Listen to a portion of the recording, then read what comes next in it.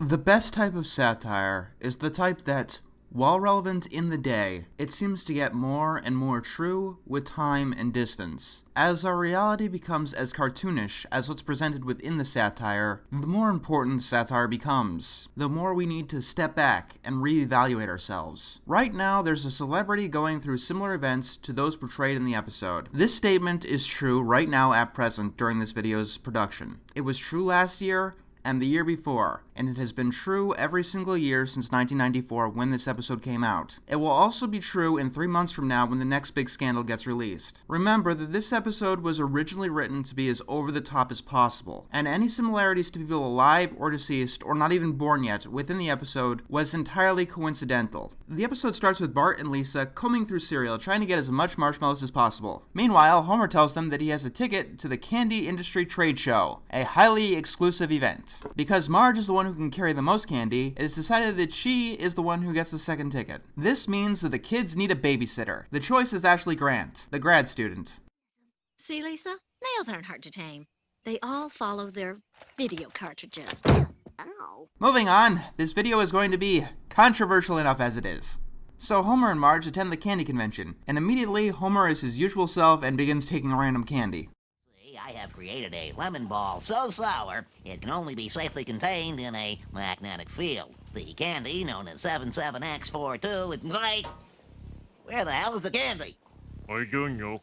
And that's one thing that's very impressive about this episode. It's satire that is really poignant, even decades after it's released, and yet it manages to have so many moments of comedy. Really, actually funny comedy. Believe me, it's hard to make something both meaningful and funny, and I respect those who pull it off well. Eventually, Homer comes across a very rare candy, a gummy Venus de Milo, and of course, he gets the bright idea to steal it. While Marge distracts everyone, Homer uses the stealthiest means he knows how. Run, Marge! Then he gets out of there by mixing Pop Rocks and Cola. I don't know, is my audience too young to get that? It kind of shows you when the episode came out. But in a meta sense, this is an important scene for the episode. As Homer basically commits grand theft, and essentially an act of terrorism, no one ever brings it up again. It's not in the news, no one seems to care the day after, when this episode is about a huge scandal that never actually happened. And that translates really well to our reality news media, as news outlets seem to care more about celebrities than actual, news. So the kids begin enjoying their candy, but Homer seems to have lost the gummy de Milo. Unfortunately, before he can find it, he needs to take the babysitter home. Every part of the next scene was geniusly done. First of all, Homer acts like, well, Homer Simpson. Oh, a graduate student, huh? How come you guys can go to the moon, but you can't make my shoes smell good? He's rude, he's inconsiderate, he's gross, he's stupid. We tend to think being awful or disgusting or rude is a simple small jump from that to criminal, but it's not. It's actually a very, very wide chasm to get from point A to point B. So when Homer Simpson sees the gummy de Milo got stuck on Ashley's pants, this happens.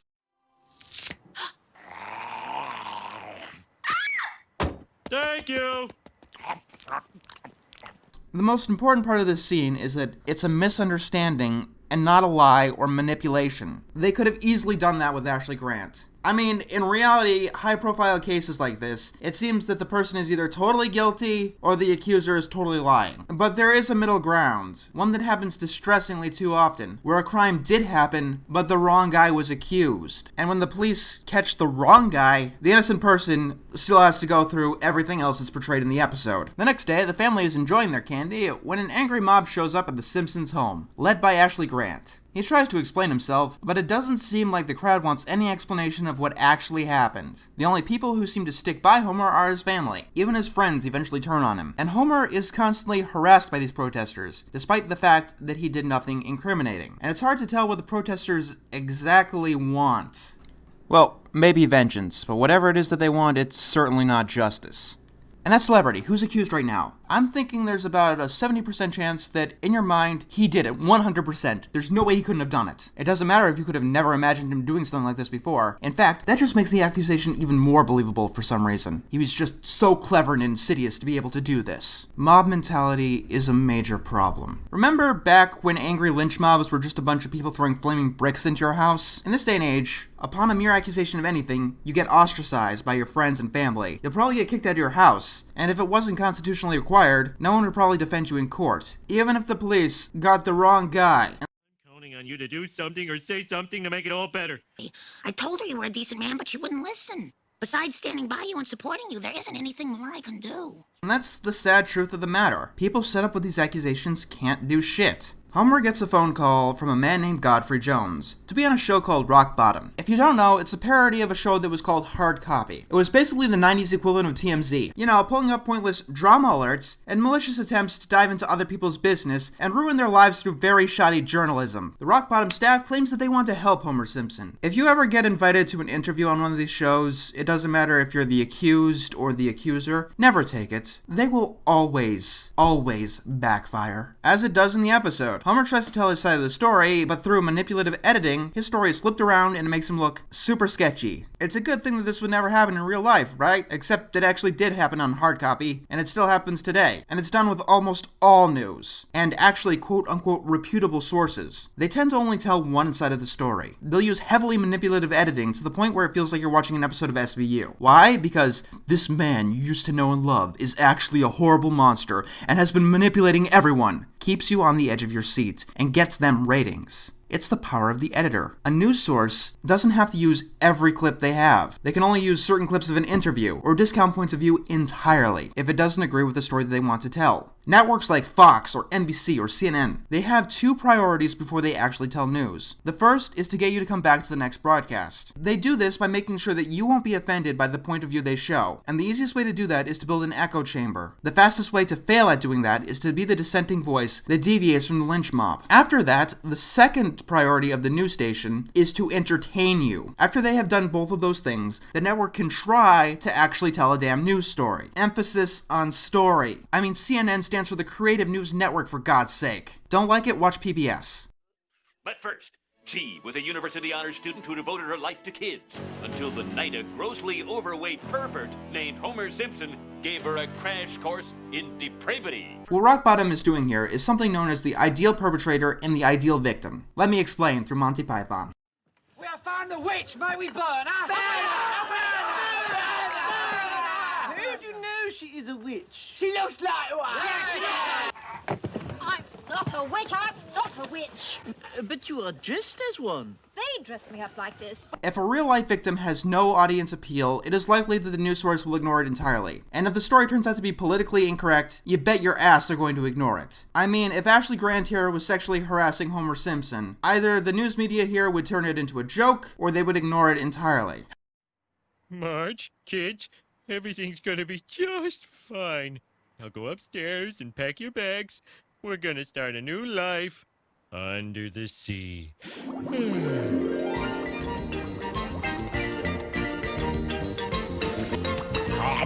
the sea, under the sea. There'll be no accusations, just friendly crustaceans under the sea. Have I mentioned that despite casting a light on our dark, cynical, and horrible reality, this episode manages to be really, really funny? Homer, that's your solution to everything, to move under the sea. It's not gonna happen. Joke's on you, he eventually got there in one of the future episodes. Look, maybe this whole thing will blow over.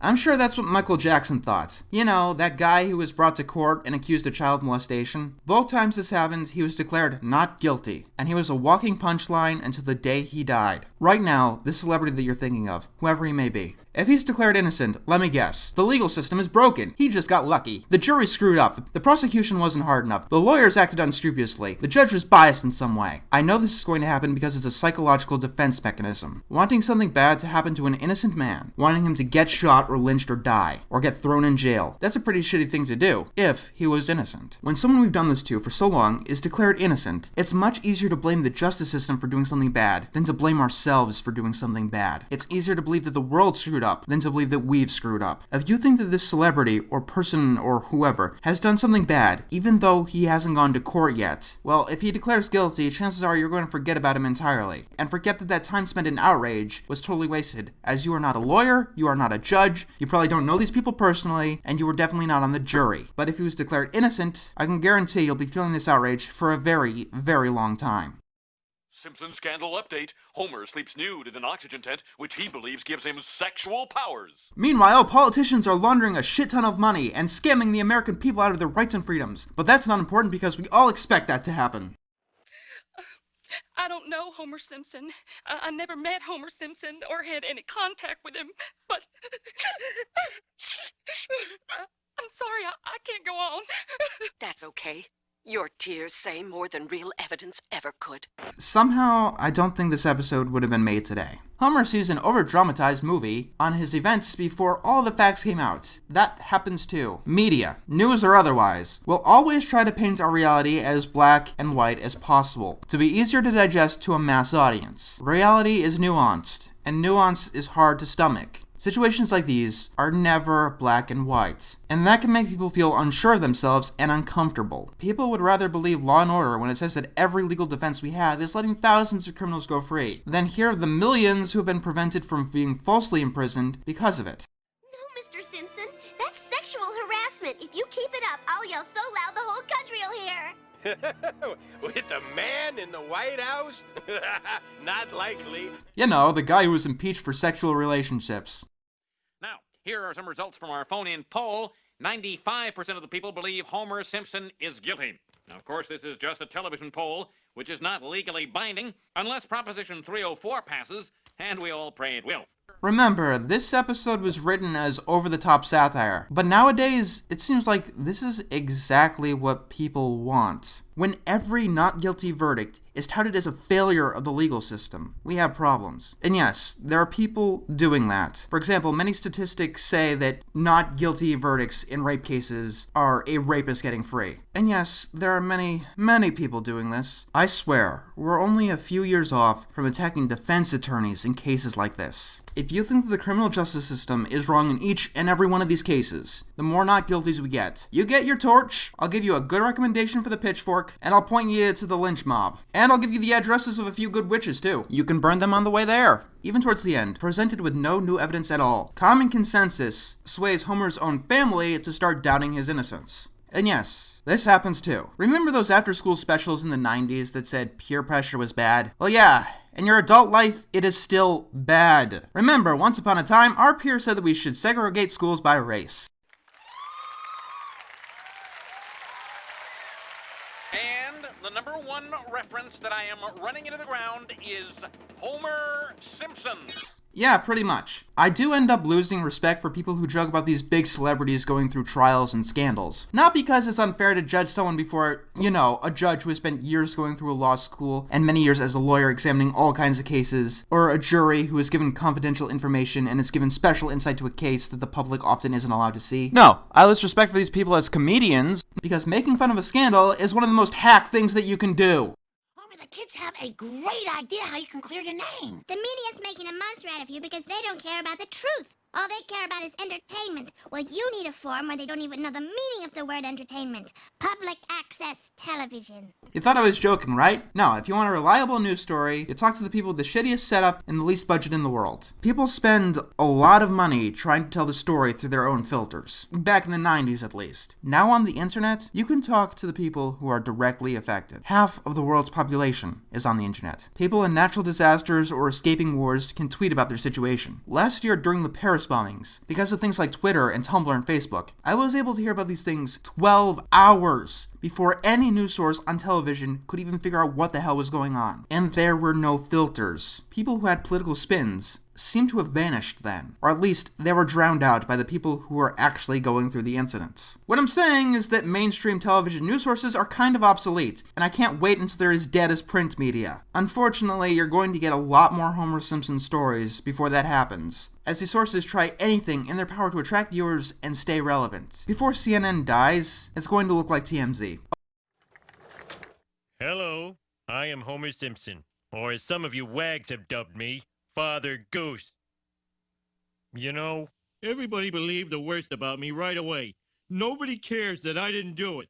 But I did it. Oh, he is totally lying. I mean, why wouldn't he say something like that? He's just trying to appear as innocent. Sound familiar? This is called confirmation bias. Whichever opinion you're hit with at the start of a scandal is the one you'll most likely carry, and so it'll be absolutely impossible for your psyche to handle it otherwise. We are all more receptive to information that agrees with our worldview, and more dismissive to information that discounts it. To do otherwise would be admitting that we were wrong, right? Well, no one is right 100% of the time. And at some point, your judgment will get the better of you and point you in the wrong direction. Congratulations, it means you're human. Eventually, groundskeeper Willie comes to the Simpson door. He apparently has evidence that will clear Homer of wrongdoing. This clears you completely. You know, the courts might not work anymore, but as long as everybody is videotaping everyone else, justice will be done. You know, once again, that was meant as a joke. It was a stupid Marge idea that they frequently end episodes on. But nowadays, with high-profile accusations turning out to be totally false, people are seriously considering recording every sexual encounter they have because they're afraid of ending up like Homer here. By 2025, I can guarantee you that every taxi or form of public transportation, hell, every car, will probably have a camera in them. Ashley Grant apologizes and hard copy makes their correction. If anything in this episode doesn't resonate with the world today, it'd be hard copy's ending. If the news is caught in a lie, they tend to double down. You know the accusation that's going on right now? Even after the truth is revealed, they're still gonna hold their opinions even afterwards.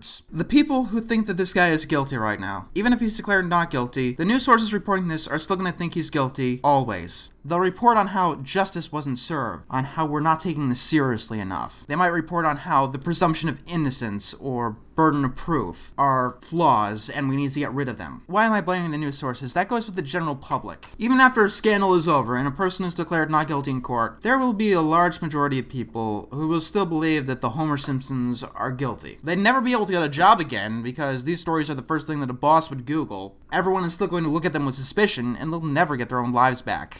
He's a foreigner who takes perverted videos of you when you least suspect it. He's Rowdy Roddy Peeper. And let me guess, the judge should be disbarred, right? Yeah, this is a review that has a part 2.